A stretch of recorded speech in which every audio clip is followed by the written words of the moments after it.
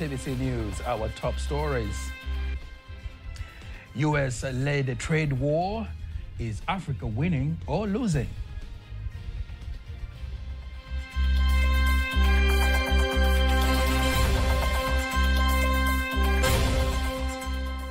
Tanzania's maternal and child health care impresses. Japan commits $27.3 billion. And accessibility of healthcare services, specifically the maternal and newborn care. Good evening. My name is Nasa Kingo. Thank you very much for joining us. Just a reminder, you can also follow us live via our YouTube channel, TVC Online, and also get all the latest news through our Instagram, Facebook, and Twitter pages at TVC Online. U.S.-led trade war continues to escalate. It started with tariffs, but now the war is quickly escalating beyond import taxes into broader tit-for-tat battle. Some say there could be greater consequences on businesses and economies worldwide, one of them being higher prices that will likely leave consumers footing the bill. What impact does the trade war have to Africa, Tanzania included? Who else can answer that question and more better than a renowned development banker and financial analyst, Dr. Hildebrand Shayo, who is here live in the studio. Doctor, welcome again to TVC News. Thank you so much. Yes, let's start with what is it all about, the ongoing U.S. trade war? What lies behind the tariffs that are being announced every day? Well, since Trump came into the office, he thought that there was what we can call unfair treatment between, on one hand, the American businesses or American government with the trade partners the Americans were dealing with. So you had the Chinese, you had the European Union, you had the Mexican, you had the Canadian, and all this, Trump thought arrangement that was in place wasn't fair for America. So he came up with this nice word called tariff. And in one of his speeches, he said, tariff is the best word in the dictionary he has ever seen. Meaning that using tariff, you can deter, you can renegotiate, you can bring other partners into the table or onto the table to start thinking what needs to be done to make the America great again. So for Trump, tariff is the tool that he thought was the only means of making sure that he tried to implement the foreign policy he wanted to do. Now, there are about 6 issues that lies behind the tariffs we are seeing with the Canadians, with the European Union, with the Chinese, and with other nations. UK as well. UK as well. Now, the first thing which Trump has been claiming has been the reason behind the tariff is to reduce the trade deficit. Because Trump has been believing that through tariff, he can either bring back investment that went out before. Out of America. Yeah, out of America. Or he can bring up, or he can generate source of revenue that can power the American economy. That's number one.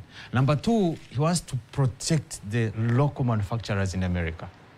So he wants to make the imported goods more expensive for the local manufacturing to be able to produce. Number three, he wants to punish China. Because, you know, in trade war, China has been a giant. Now, China has been exporting to American market a number of products. So Trump thought, well, the only way to punish China is through tariffs. And that's why you have a different rates. But also Trump wants to bring back the manufacturers who went to create opportunities for job creation. So those are some of the few things behind the move of using tariffs as a tool to deter importation in order to make imports more expensive for the people or for the companies that they are exporting into American market. You have outlined 6 reasons. It's coming from the United States. We see other countries retaliating, from Canada to China, UK, European Union. Let's come to the biggest question of our discussion tonight. Is Africa winning or losing in this battle? Africa, if can position itself, it can win. And the benefits for this war is going to be good for Africa.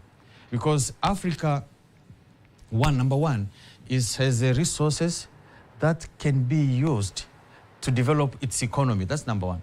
Number two, Africa can redesign their policies to create an environment that can attract more investments from the companies that were trading with the American, but now they have been buffered by the tariffs. So they can look into Africa to put those investments. But also we need to see the tax systems we have in place.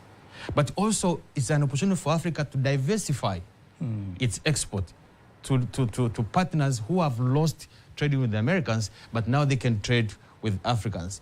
But also the other thing is for Africans to start thinking to trade among themselves, because that opportunity has not been exhausted fully.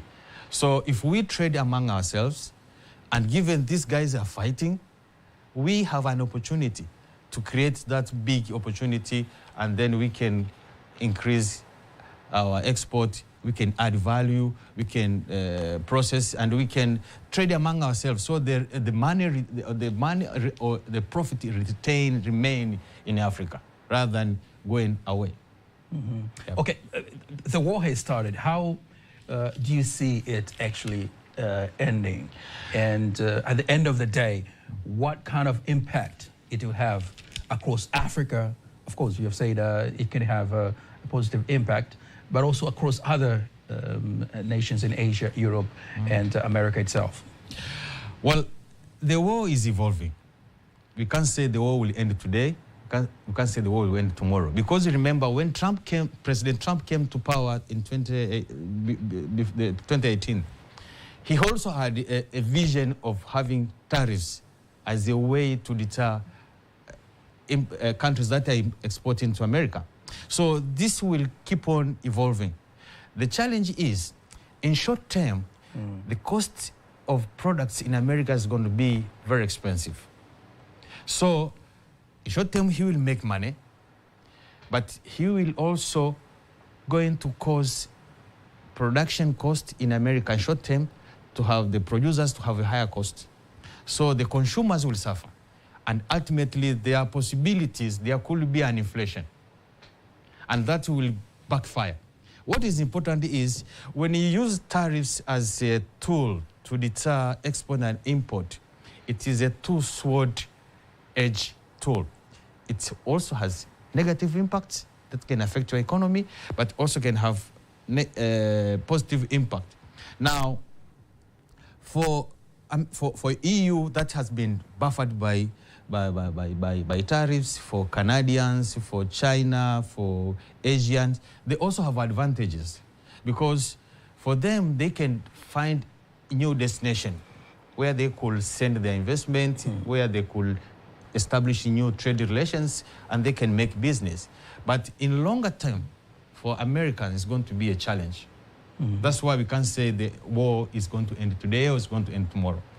But Trump, as he is, with his vision of what he called a transactional relationship, is trying to change the tradition of doing business in this global world.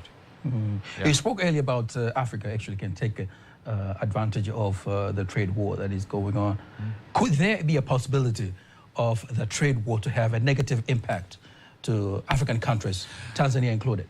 Definitely, this is going to affect to some extent African countries, because imagine a country like Tanzania that has got nickel, that has got copper, that has got graphite and gypsum and other minerals, industrial minerals, that we were exporting to China. And China was manufacturing these products into a product, and they were exporting to America. Now, China has been buffered by the Trump tariffs, demand for those resources will go down. That means there could be low investment coming to Africa or coming to Tanzania, because if you had investors who were ready to come and invest here, and now they have been affected by the tariffs, they will reduce the demand of the raw material they are buying. So indirectly, our economy will suffer, because when we plan, we have already planned that we are going to get so much taxes from this production, so much taxes from this export. Now the market is not there. Definitely we are affected. Now, even the investment could be withdrawn, or the investors could rethink, because they have been buffered by the American tariffs. So that will affect, or will somehow shaken, or they will shake the arrangements that were in place for these countries to achieve their economic growth. Yeah. Dr. Shai, I'm sorry that we have to end it there. I know, as you said before, the whole trade war is evolving. So maybe next time again, we'll contact you for further insights on a very important issue of tariffs and also trade, how we're living in the time that we are supposed to promote free trade. Yeah, but one thing just to conclude is that this is an opportunity for Africa to grow. If we can trade among ourselves. If you lose this opportunity, there won't be any other opportunity. Thank you very much, Dr. Shayo. Okay, thank you so much. Now, in other news, the government of Japan, through International Cooperation Agency, JICA, has committed to provide a grant amounting to 27.3 billion Tanzanian shillings to finance the special project aiming to improve medical equipment for enhancing maternal and child health care services in 7 regional referral hospitals in Tanzania. Rehema Sibabili has more details. Signing the grant agreement in Dar es Salaam, the Permanent Secretary of the Ministry of Finance, Dr. Nato Mwamba, says the implementation of the project will significantly improve the quality and accessibility of healthcare services and enhance diagnosis and treatment process. Improve the quality and accessibility of healthcare services, specifically the maternal and newborn care, by providing modern medical equipments which will enhance the capacity for examination, diagnosis, and treatment at 7 regional referral hospitals. Since most maternal and newborn deaths occur at referral hospitals, this initiative will enhance service delivery, reduce mortality rates, and contribute to improved health outcomes. On the other hand, the ambassador of Japan to Tanzania, Yoichi Mikami, says the support is a part of the continuation of cooperation between the two countries, as evidenced by the increasing number of development projects funded by the Japanese government through grants and loans, while the chief representative of JICA Tanzania office, Ara Hitoshi, says although there have been notable improvements in hospitals management and healthcare facilities, still more can be done to further improve services. The government of Japan is a project for the improvement of medical equipment for enhancing maternal and child health care services, whose exchange note signed today will provide a grant up to 1,527,000,000 Japanese yen, approximately 10,985,000 US dollars. I believe that the project will help the improvement of healthcare service greatly in Tanzania. This project will install equipment such as ultrasound diagnostic apparatus, digital mobile X-ray imaging devices, which has not been previously available in these regional referral hospitals. The 7 regional referral hospitals which will benefit are Dodoma Hospital, Tumbi Hospital in Pwani, Mount Meru Hospital in Arusha, Seketure Hospital in Mwanza, Songea Hospital in Ruvuma, Maweni Hospital in Kigoma, and Lumumba Regional Hospital in Zanzibar. Reporting from Dar es Salaam, Rehema Sibabili, TBC News. The World Health Organization says more education is needed on the area of post-crash care, which figures shows that 31 people lose their lives per 100,000 population in Tanzania due to poor post-crash care services in the country. Speaking to TBC News, the WHO Health System Coordinator in Tanzania, Gilbert Fejo, says the launch of the post-crash care project in Tanzania, which is funded by the UN Road Safety Fund and supported by road safety stakeholders, will help in improving trauma management after accidents. Peter Mganga has more details. In Tanzania, the latest World Health Organization data shows that road crash account for 6.1% of total deaths, with an actual count of around 18,000 deaths per year. And today, road safety stakeholders join hands together to explore way forward in post-crash care in Tanzania. If we want to achieve this objective, we must further improve the coordination we already have now. That means involving all the sectors, including some of the sectors that are not in this room. We therefore call upon policymakers, healthcare professionals, law enforcement officers, and civil society to collaborate in ensuring emergency care is accessible, effective, and sustainable. Some of the road safety stakeholders urge members of the community to be part of this project, as well as they express how their institutions play a crucial role to end crash in Tanzania. The Ministry of Health has put in place specific strategies to address the increase in road crash. One of our objectives is to save lives of the people to end incidents. So you can see, most of our lives are going to be saved from this project, since it enhances capacity building to all emergency responders. At PRAJ, we recognize the critical role that the regional and local government plays in ensuring successful implementation of health initiatives, including emergency and trauma care services. So through our coordination of regional and referral hospitals, district and primary health care, we are committed to enhancing the capacity of the healthcare providers and the first responders to deliver timely and effective post-crash care. $485,350 allocated for the project, while 7 highways across Tanzania will be used as a case study of the project. Peter Mganga, TBC News. Moving now to the health sector. The urban dwelling community have been advised to take the lead in attending kidney health checkups, as studies indicated that a significant number of kidney disease patients come from urban areas. Speaking to journalists during a seminar with health stakeholders, medical specialist Dr. Jonathan Mgumi from Muhimbili National Hospital says 15.2% of patients in the country are from urban areas, while only 2% come from rural areas. Our lifestyle, so we should engage in physical exercises so to avoid more inactivities. People in urban areas, they are going to work, they are in their cars, they don't walk, they don't have any walks, they don't have anything that make them active.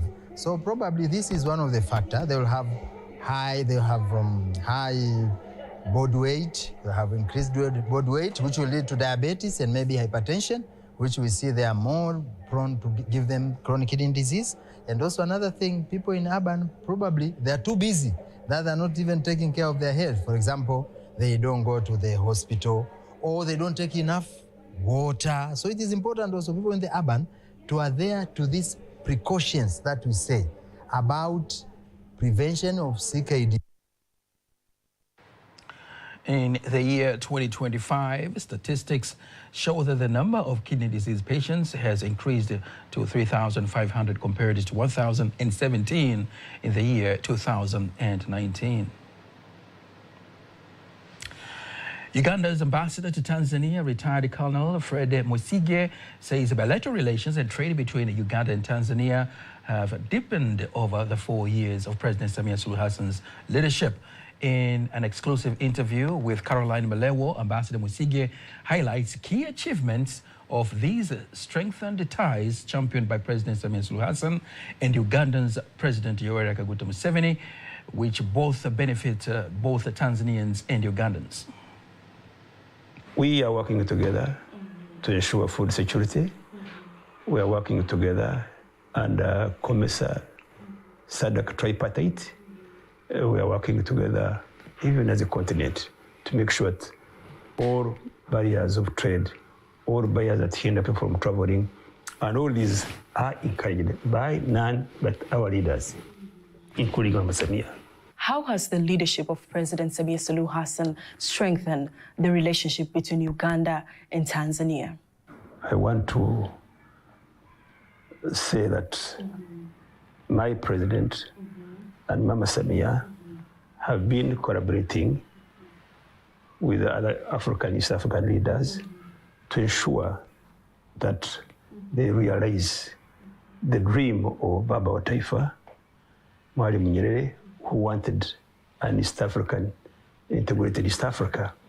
And I want to thank Mama Samia that all her efforts, all what she's doing, improving communication between Ugandans and Tanzania, okay, all is aimed at fulfilling the dream of Mwalimu Nyerere. You see, once people trade together, once goods and services move together, so all this is realizing the dream of Mwalimu Nyerere. So I want to thank her for having continued to fulfill the dream of Mwalimu Nyerere. And he has closely worked with my president. He has visited Uganda several times. My president has been here several times. And we continue to enjoy the warm bilateral brotherhood between the two countries.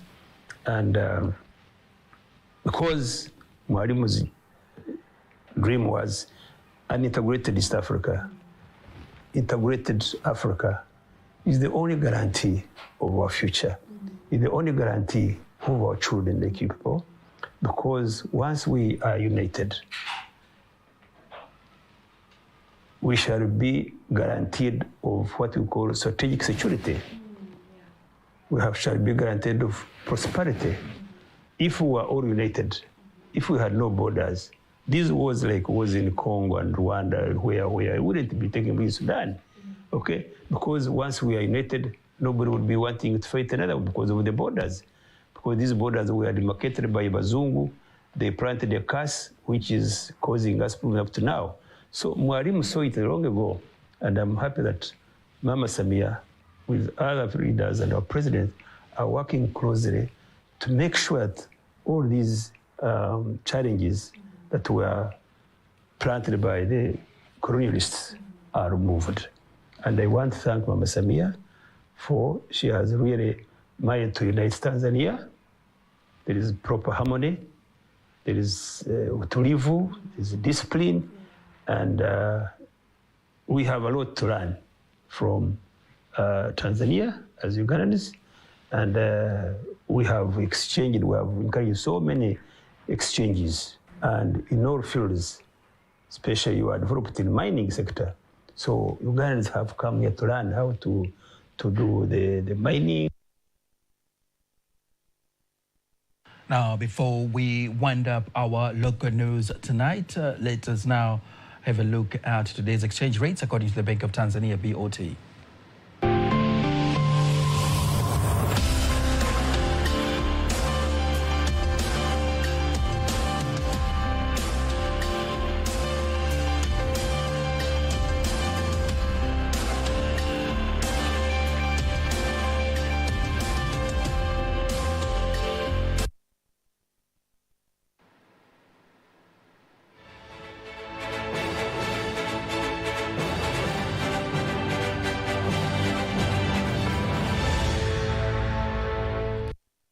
Time now for all the latest in international news, compiled and read by Zauja Swalahe.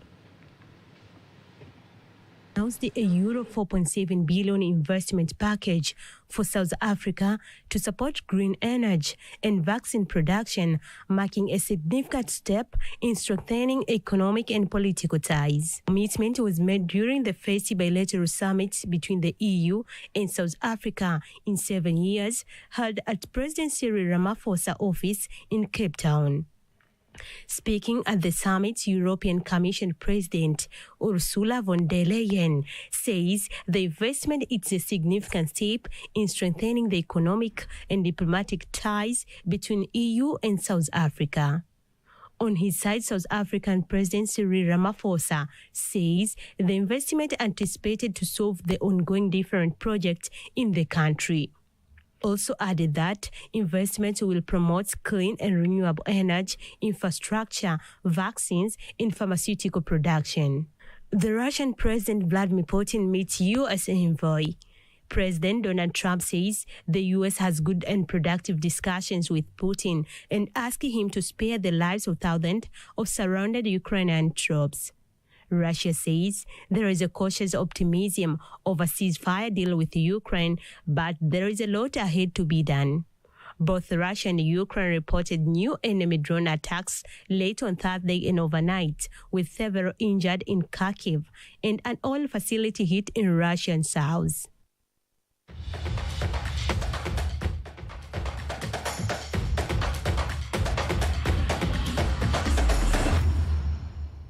And now straight, let's take a look at the sports news. Simba head coach Fadul Davids says his players' skills and ability to create many chances has led to their great victory of 6-0 against Dodoma Jiji today. Fadul believes that their current performance in the league continues to give them an advantage in winning every match, while Dodoma Jiji head coach Mek Maxime says the quality of play of Simba was a deciding factor. Scoring, and we could have scored much more today. Yes, 6 goals, but okay, the mentality was good from the start to press them high. We know they're a team that forces the build up, especially with the goalkeeper, so it was very important to try to steal balls and try to win balls even within their box. So that mentality was good too, although the heat 35 degrees, but still we kept the pressure for the entire first half, and you can't ask for much more. Maybe a little bit over eagerness to score the 7th, 8th, 9th, but a fantastic performance overall. Couldn't be more proud today. In Simba's 6-0 victory, player Kibu Dennis scored his first league goal of the season, helping Simba to reach 57 points, just 1 point behind league leaders Young Africans, who have 58 points. Tanzania Rugby Union TRU head of Women Division Fatma El Kenley says the participation of the East African Rugby Tournament will help to boost their standard and do well in the incoming international competitions. She told TBC in Dar es Salaam that this had been their long-standing dream, that one day to participate in big international tournaments. It will be their first international game as a national team.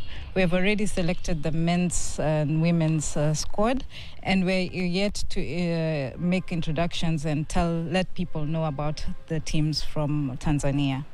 And then from there, we have invited Rwanda and Burundi to come and also participate in the rugby competitions, same regional tournament in Tanzania. It will probably be in Arusha. We have our own grounds. Tanzania Rugby Union have their own grounds at Arusha, and that's the place where most of the international games will be taking place. That's the sports news. Now, before we conclude the news bulletin for tonight, let's take a look at the weather forecast for the next 24 hours. Good evening, dear viewer. Welcome to the next 24 hours of forecast, starting tonight at 9 p.m. From Tanzania Meteorological Authority, my name is Ramadan Omari. Wind is expected to flow at 20 kilometers per hour, especially over the coastal areas and the Lake Tanganyika.